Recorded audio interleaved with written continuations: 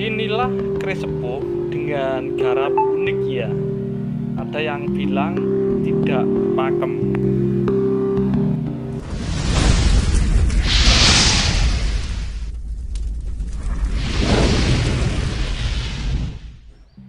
Rahayu, Rahayu, Rahayu.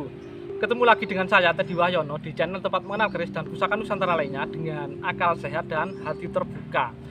Nah, kali ini saya akan membahas salah satu hal yang cukup menarik ya. Kebetulan pernah ditanyakan oleh beberapa teman gitu. Jadi, Mas, apakah ada ya keris sepuh? Jadi, ornamennya itu ada kembang kacangnya, tapi tidak memiliki jalen dan lambe gajah. Nah, sebenarnya dia sampai ngirim foto dan video dan beberapa teman itu ya. Cuma saya nggak berani pakai ya, karena nggak bisa megang langsung ya. Tapi sebenarnya ada nggak sih jadi keris seperti itu? Jadi gantinya nggak polos, ada kembang kacang tapi tidak memiliki jalen dan lambe gajah itu. Nanti ini akan kita ulas itu loh. Yang pertama. Dan kalau bener ada, itu kira-kira alasannya kenapa? Dan nanti ada salah satu alasan yang mungkin tidak ada di buku ya, atau di literatur manapun. Nah, sebelum saya bahas, buat teman-teman yang belum subscribe, silahkan subscribe dulu biar tidak ketinggalan informasi dari channel ini ya. Dan jangan lupa untuk like dan share. Siapa tahu informasi ini bisa berguna buat teman-teman yang lain ya. Nah, sekarang kita langsung jawab ke pertanyaan pertama ya. Sebenarnya apakah ada sih memang atau keris sepuh tapi yang istilahnya tidak ikut pakem istilahnya ya, karena cuman punya kembang kacang tapi tidak memiliki jalen dan lambe gajah. Kalau selama ini kan kita tahu ya, jadi kalau keris gandinya nggak polos istilahnya, kalau yang pakai kembang kacang ya itu pasti ada jalen dan lambe gajahnya. Nah, tapi sekarang apakah ada itu? Soalnya memang pernah ada temen yang kirim foto ya, bahkan video ya, memang ada kembang kacangnya aja, nggak ada jalen sama lambe gajah. Sebenarnya saya punya ya, makanya saya putuskan untuk bikin video ini ya. Nah, ini adalah keris tinggalan eyang saya ya, tinggalan eyang. Kalau saya sih nyebutnya Kak Mundarang ya. Nah, keris ini memang materinya, garapnya masih ori ya, jelas sepuh ya ini ya, sepuh ya. Sepuh. Kalau teman-teman lihat pamornya ini masih ngapuk ya, jadi nggak ada yang deling ya, jadi khas pamor-pamor lama ya, istilahnya Majapahit ke atas lah atau sebelumnya lah gitu kayak gitu. Dan gonjolnya masih sederhana sebetron dan masih sangat tipis ya, sangat tipis. Nanti tak videokan detailnya. Nah, ini kalau teman-teman perhatikan cuman ada kembang kacang, jalen sama lambe gajahnya nggak ada ya. Ini dulu memang saya pertama kali megang memang agak karaten ya, terus saya cucikan dan saya warangi di Pak Slamet, saya masih ingat ya. Dan saya cek, tak lihat detail, bahkan sampai kaca pembesar, tak foto, tak zoom, ternyata memang sama sekali nggak ada jalen sama lambe gajah. Jadi bisa dipastikan ini memang dari awal seperti ini ya.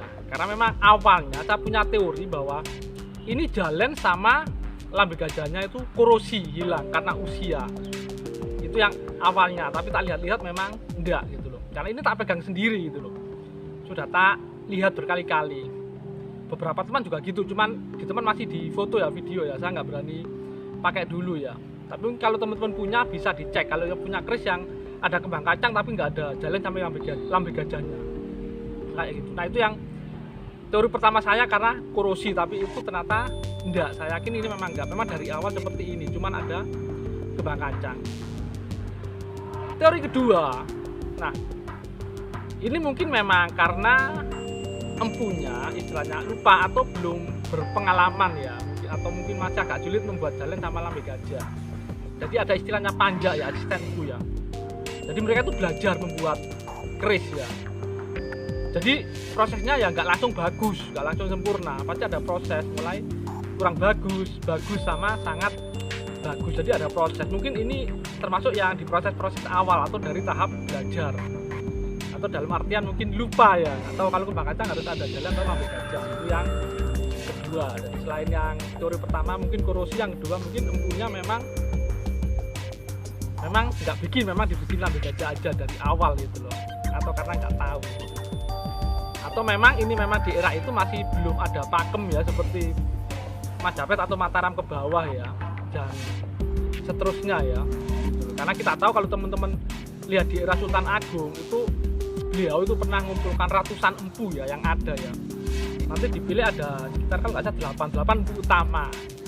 Nah konon yang ini yang istilahnya yang menentukan, istilahnya ada standar lagi berkerisan lah, atau istilahnya ada pakem lah sampai ke belakang gitu. Jadi dari empu-empu utama tersebut itu, jadi sudah ada standar. Sementara ke belakang pasti sudah ada istilah kayak pakem-pakem gitu ya di era itu. Tapi ini jelas sebelum era itu ya, sebelum era Mataram yang jelas. Nah itu yang teori yang ketiga ya. Nah yang terakhir ini ya, ini memang ada di literatur dan ini memang teori saya sendiri ya. Dan ini bisa dipertentangkan karena memang nggak terlalu berdasar, karena cuma dari beberapa contoh aja itu. Jadi memang bisa jadi untuk ricikan kembang kacang, jalen, lambe gajah itu kemungkinan nggak berbarengan istilahnya munculnya ya, pertama kali muncul. Kemungkinan yang muncul duluan mungkin yang kembang kacang, baru berikutnya ada jalen, lambe gajah itu. Karena memang rata-rata yang saya lihat dari beberapa kelas teman-teman yang pakai ini, yang pakai kembang kacang tanpa jalen, lambe gajah itu usianya tua-tua, yang usia tua-tua, sepuh-sepuh ya, sepuh-sepuh. Rata-rata sebelum era Mataram, rata-rata itu. Apakah seperti itu? Tapi ini memang sekali lagi memang selain nggak ada literaturnya, memang cuman dari beberapa contoh, jadi memang belum menyeluruh. Jadi teman-teman mungkin bisa mencari jawabannya sendiri ya. Jadi kalau saya sih ada seperti itu. Nah, sekarang tentang pendapat teman-teman sendiri sebenarnya terserah teman-teman ya. Jadi memang teman-teman bisa belajar sendiri. Memang dalam pergerisan ada banyak hal yang sebenarnya belum tertulis, tertata di literatur. Jadi terutama tentang sesuai yang agak aneh ya, atau kalau sekarang kita bilang nggak mengikuti pakem gitu, seperti itu. Nah mungkin itu saja dari saya ya, semoga bermanfaat dan jangan lupa untuk like dan subscribe-nya.